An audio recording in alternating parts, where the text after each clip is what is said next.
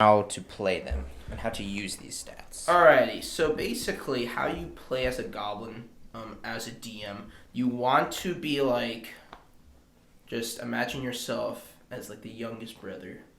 You just always want that power. The youngest sibling, you just want the power. You just want to prove that you are worthy of everyone, right? Yes. So you just want to lash out at any weakness that there is. You want to be the dominant alpha. That's the goblin's world. That's their social arc. They want to be the best. They want to be in charge. But most of the time, the Death Knight comes or the Hobgoblins come and they have no power to do anything.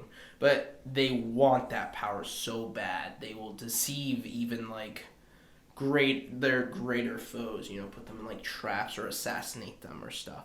But unless they're going up against like a Death Knight or like maybe even like a dragon, they know that's impossible. So they're not stupid. They're also very cunning. But yeah, so they're evil, deceiving, very cunning guys who just want to bully people and just want to be in charge. Yeah, and if you're playing a goblin like as like a NPC or an enemy, but let's say you're having like dialogue with this goblin, they are, in terms of personality, also very short-tempered. Yes, so like definitely they'll be mad at you if you insult them, or that you may not even insult them, but they may take something wrong and then they'll get mad at you. So they're short-tempered. This is an especially interesting trait of theirs that can be used in lots of ways, and it's that they're vengeful. Typical things for evil creatures. Yeah, that's true. A typical trait, yeah. And they take great pleasure in getting revenge. So if you cross them, there should be consequences if you want the goblin to be accurate. They're also sadistic. So they makes sense. They're very evil. They love just killing. Yeah. They've been kind of bullied their whole life, and as the classic trope of a bully, they also like bullying because that's how it works. If you have the bully at school and you always like, oh wow, that bully is a bully because his dad beats him or something. That's kind of how goblins work. They get beat at home, and so they like to go out and inflict the same. They like to feel that power on other people or other creatures. Exactly. And then they're also greedy.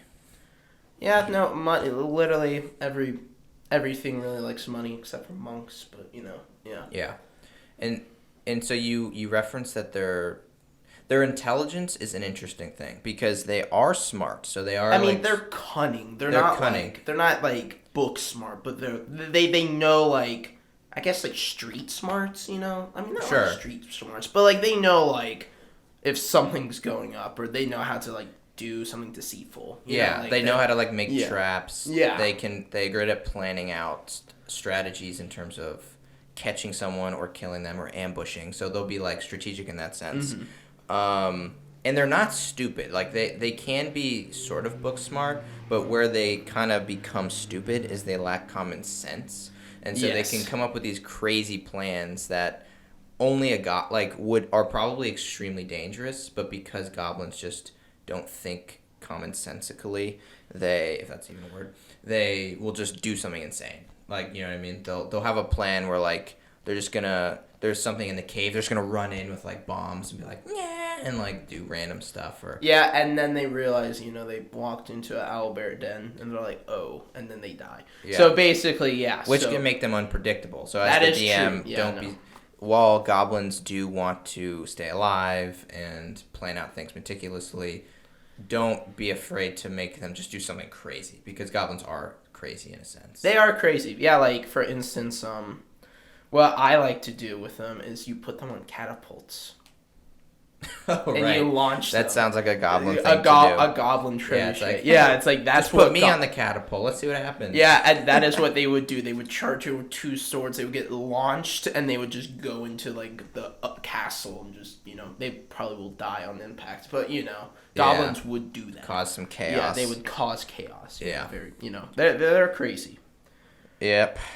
All right. Anything else for personality that you have? So like what people should think about is their main thing is they want to feel powerful. So that's their main thing. So, Yeah, it is their main thing. So if a goblin has the opportunity to lash out against like a poor person or like a sickly person, like they would do it just to make themselves feel good. Like they don't care like you didn't do anything to them. They're like, oh, you're weaker, so I can bully you. They're just big bullies. So that's what you should make goblins. They're big bullies. And betrayal, I'd say, is an equally important factor with them. We'll probably get into that as we move on. But yeah, they're not trustworthy. Let's just say that. That is true. Yes.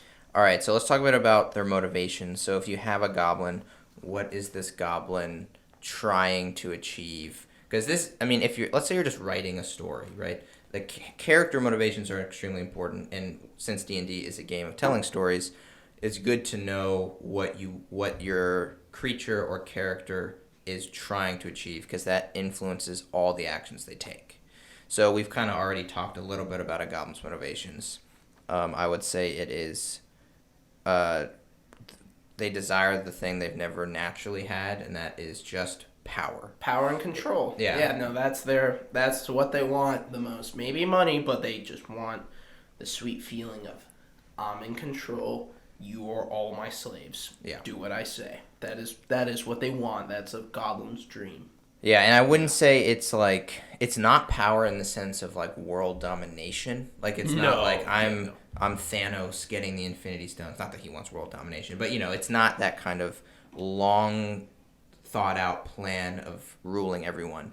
It's really just impulses moment to moment of I want to be in control. Like, how dare you? Like, don't mess with me. I'm gonna make you pay for that and stuff like that. Right, because goblins are, as I say again, they're ants. They're insects. You can just squash on them. So they want to feel like, oh, like we're not like so weak and stuff. Like we're worthy as like the undead over here, like as this vampire. And the vampire's like, what are you talking about? Mm-hmm. Like they want to think they're super cool with like all the power and stuff, but like in the end of the day, they know that like they will get demolished. So it's actually really rare to have a goblin king or queen.